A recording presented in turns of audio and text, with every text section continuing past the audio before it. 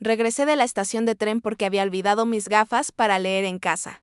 Pero lo que escuché por la ventana de la cocina entre mi hijo y su esposa cambió todo lo que quería saber sobre mi familia. Las palabras que llegaron a mis oídos eran increíbles. Llevaba semanas planeando este retiro de fin de semana a la montaña. Todo estaba perfectamente organizado. Pero un simple descuido me trajo de vuelta justo en el momento justo para descubrir la verdad más dolorosa de mis 72 años. Se me aceleró el pulso al subir los escalones del porche. Esta casa que había cuidado con tanta devoción durante 4 décadas. Nunca imaginé que volvería así.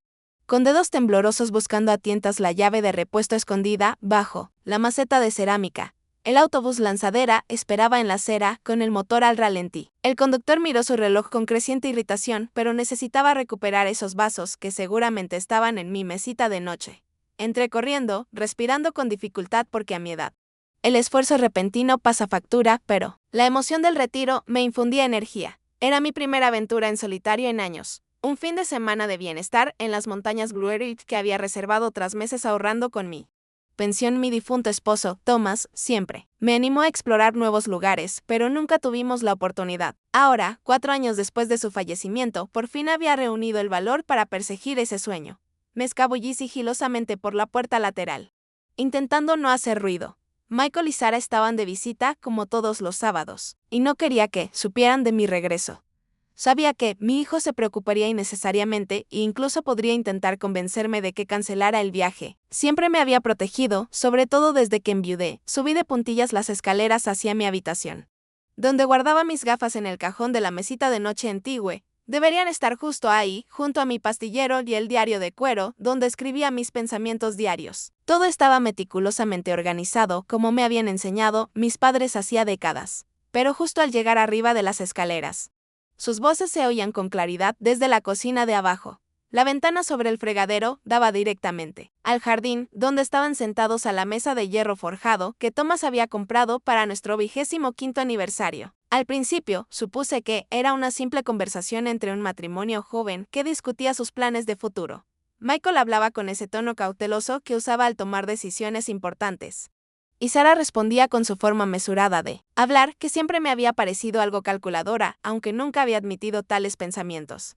Ni siquiera a mí misma, pero las palabras que siguieron me helaron la sangre. Me quedé paralizada junto a la barandilla de la escalera, escondida tras las cortinas de encaje que yo misma había cosido años atrás. Respiraba entrecortadamente y sentí que el suelo iba a ceder bajo mis pies.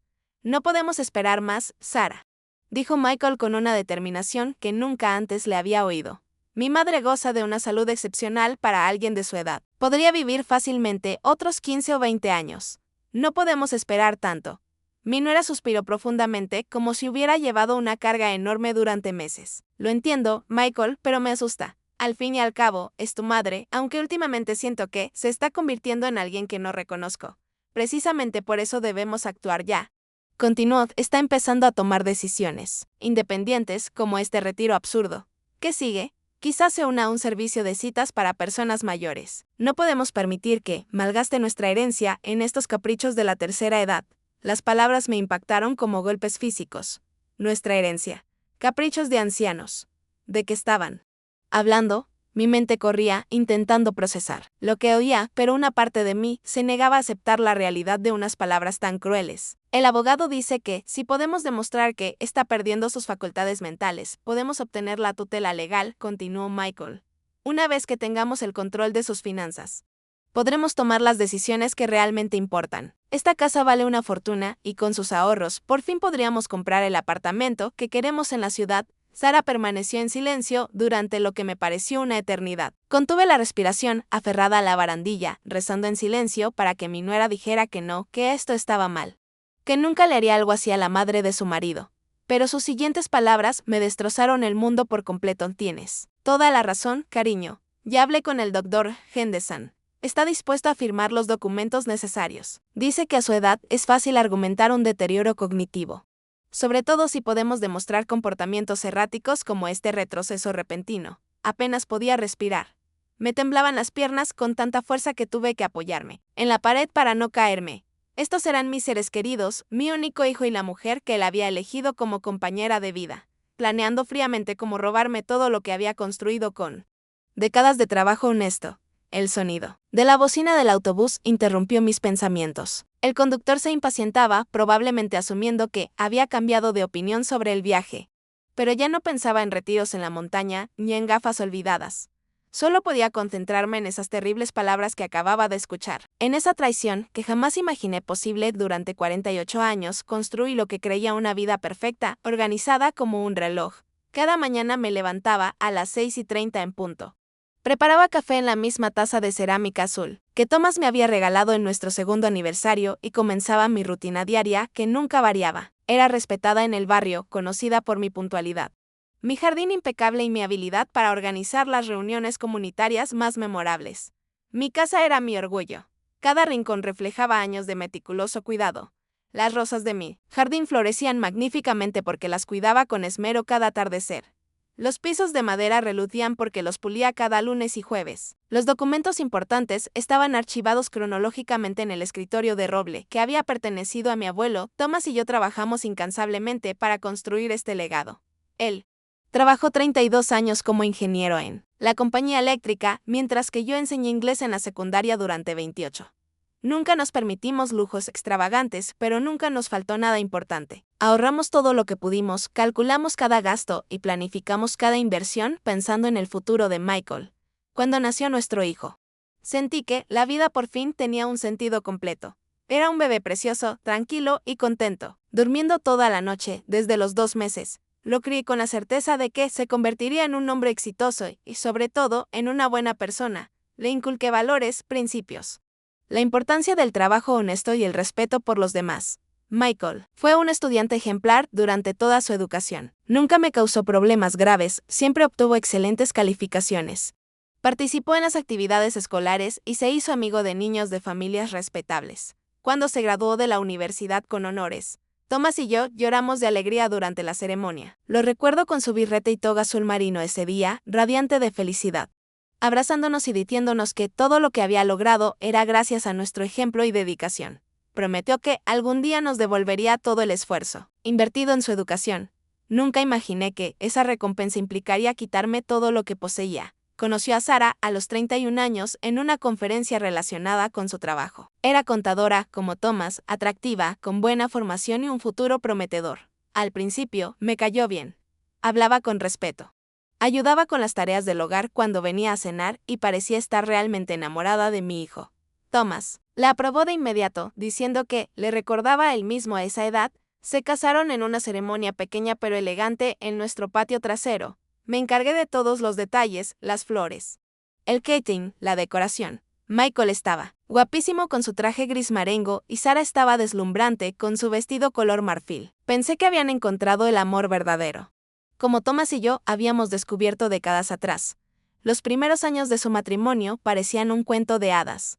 Vivían en un modesto apartamento en el centro, pero siempre parecían contentos. Cuando nos visitaban los sábados, Sarah preparaba los postres que le había enseñado y Michael ayudaba a Thomas con pequeñas reparaciones en la casa. Éramos una familia unida, o al menos eso creía yo. Tras la muerte de Thomas hace 4 años, sentí que el mundo se derrumbaba a mi alrededor. 37 años de matrimonio no se desvanecen de la noche a la mañana.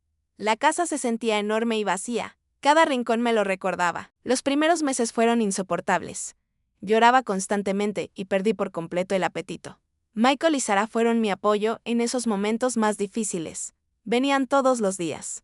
Me traían comida preparada y se quedaban para hacerme compañía en las noches más difíciles.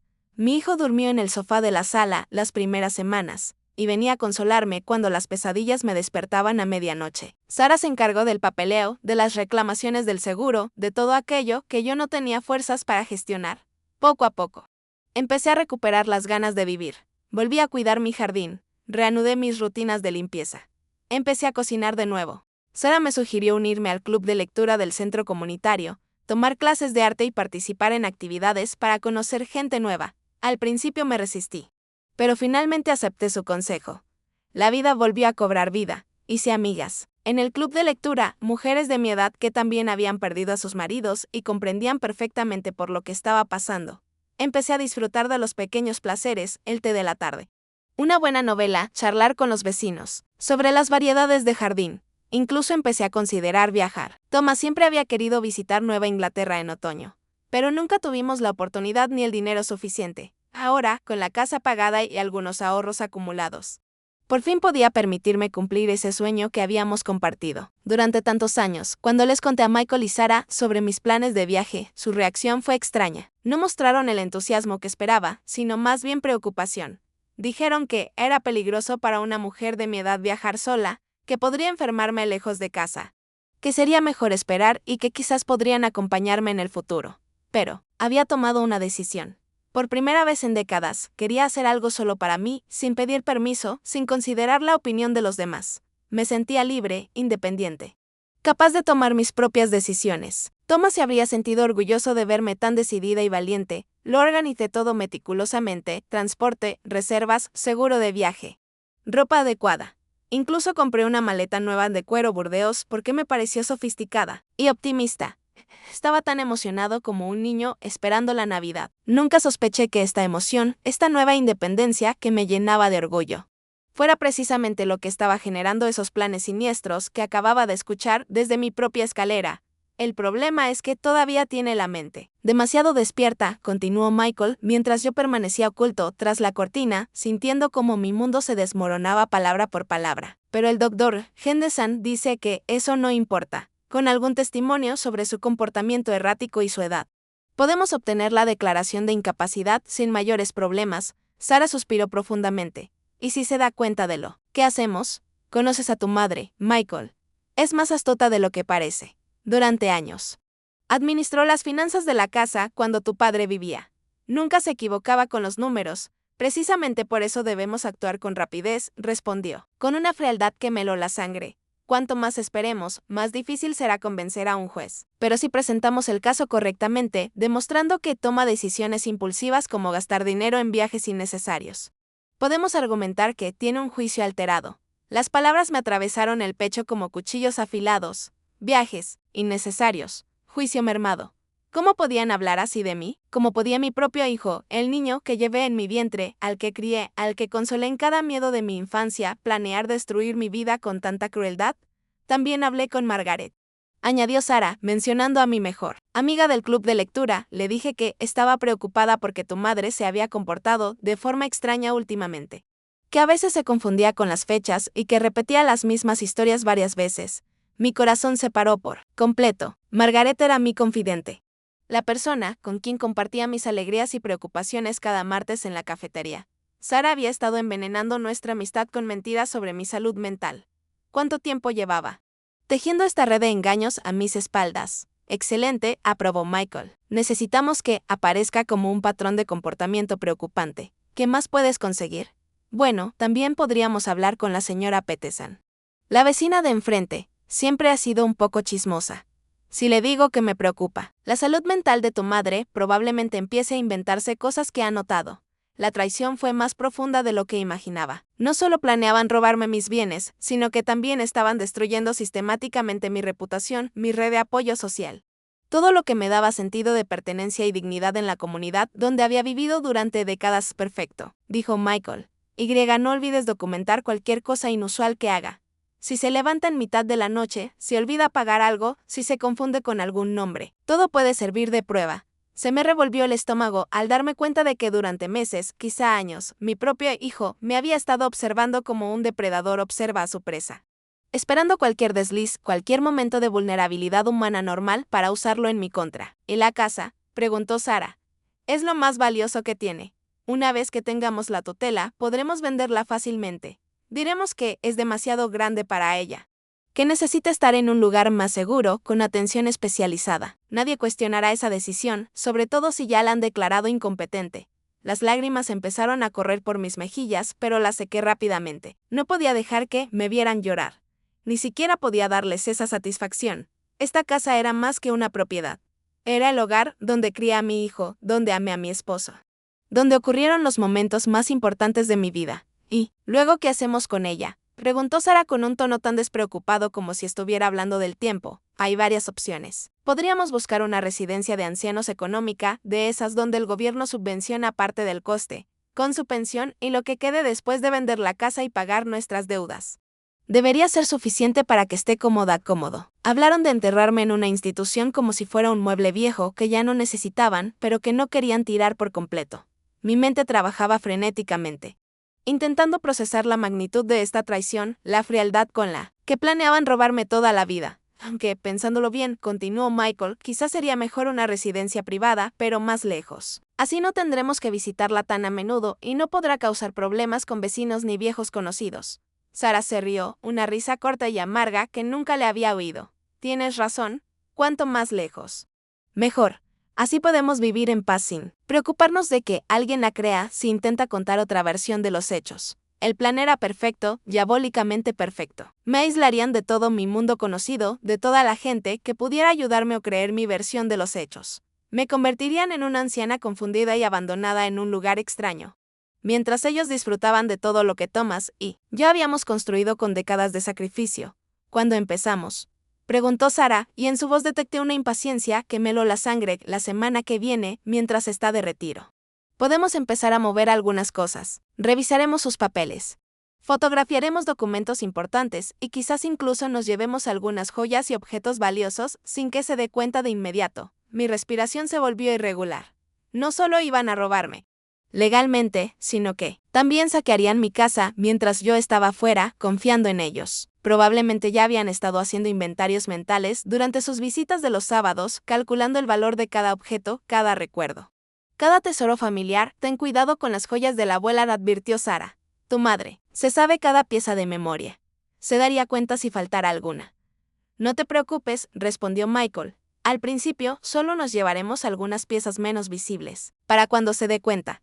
Será demasiado tarde para hacer algo al respecto. El sonido de la bocina del autobús se hizo más insistente. El conductor probablemente pensó que había cambiado de opinión sobre el viaje. Pero ya no podía pensar en refugios en la montaña ni en gafas olvidadas. Mi mente estaba completamente concentrada en esta devastadora revelación que había cambiado mi vida para siempre. Necesitaba tiempo para procesar todo. Esto, para planificar qué hacer. No podía enfrentarlos ahora. No estaba preparada. Necesitaba ser inteligente, estratégica. Creían que era una anciana ingenua, fácil de manipular. Pero estaban a punto de descubrir que habían subestimado gravemente a Margaret. Permanecí inmóvil tras la cortina durante varios minutos después de que terminaron de hablar, intentando procesar la magnitud de lo que acababa de descubrir. Mi mente se llenó de recuerdos que ahora adquirían un significado completamente diferente, como piezas de un rompecabezas siniestro que finalmente encajaban. ¿Cuántas veces Michael había comentado con indiferencia mi supuesta confusión con las fechas? ¿Cuántas veces Sara había insistido en revisar mis extractos bancarios para ayudarme? ¿Cuántas veces habían intercambiado miradas cómplices que yo había interpretado como afecto conyugal cuando en realidad eran conspiraciones contra mí? Recordé aquella tarde de hace 2 meses, cuando Sara vino de visita y me encontró buscando mis gafas para leer. Margaret, las llevas puestas, me dijo con una sonrisa extraña.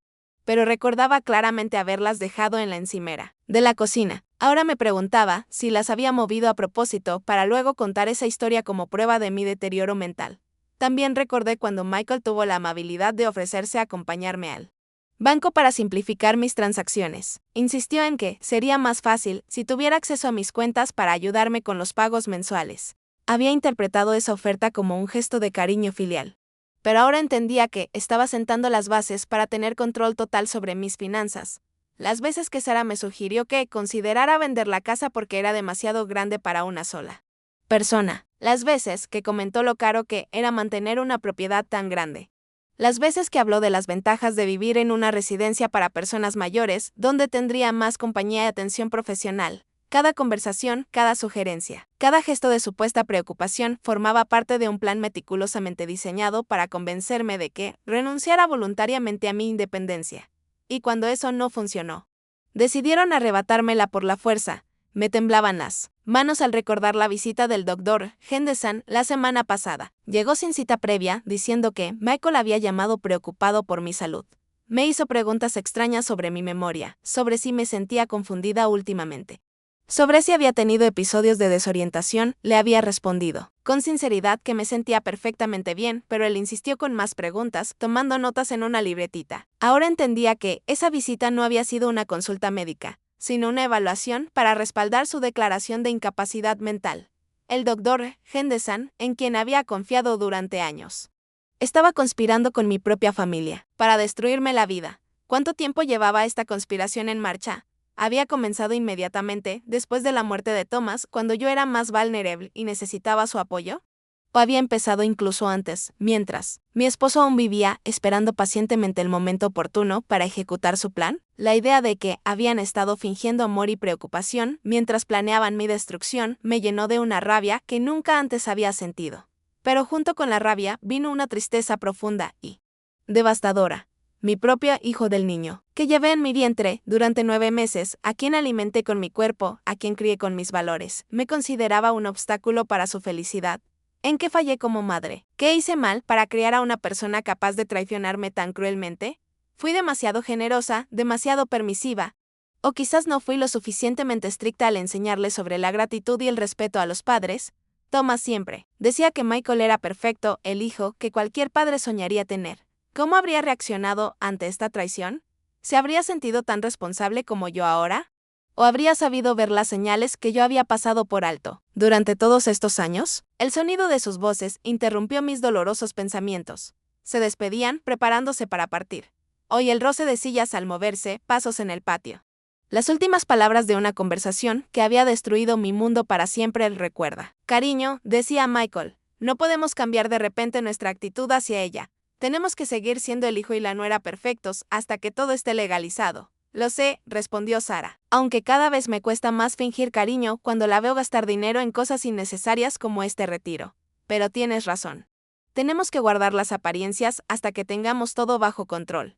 Falso cariño. Esas palabras me impactaron más que todas las anteriores. Durante años había interpretado sus abrazos, sus besos en la mejilla, sus te quiero, mamá como genuinas expresiones de amor filial. Ahora descubría que todo había sido una actuación elaborada. Una máscara para ocultar su desprecio y codiciado y la puerta principal abrirse y cerrarse. Sus pasos se perdieron en el pasillo. El motor de su coche arrancó y poco a poco el sonido se perdió en la distancia. Solo entonces me dejé caer en la cama, con el cuerpo temblando por la impresión de todo lo que había descubierto. La bocina del autobús seguía sonando afuera. Cada vez más impaciente, tendría que bajar y cancelar el viaje, inventar alguna excusa. No podía irme ahora, sabiendo lo que sabía. Necesitaba tiempo para pensar, para planificar, para decidir cómo afrontar esta devastadora traición. Pero mientras me dirigía a la ventanilla para hacerle una señal al conductor, una idea empezó a formarse en mi mente. ¿Y si no cancelaba el viaje? ¿Y si aprovechaba su plan de registrar mis cosas mientras estaba fuera para observarlos sin que se enteraran? ¿Y si fingía ser la ingenua anciana que creían que era? Mientras investigaba la verdadera magnitud de su traición, habían subestimado gravemente a Margaret.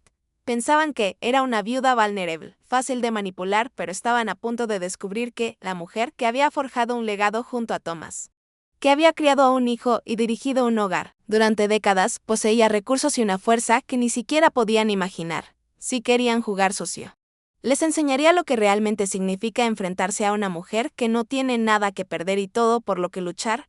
Bajé las escaleras, con paso firme y decidido, aunque mi corazón latía con fuerza. El conductor del autobús me miró con alivio cuando aparecí en la puerta principal con mi maleta color borgoña y una sonrisa que, aunque forzada, debió de parecer convincente. Disculpen la demora.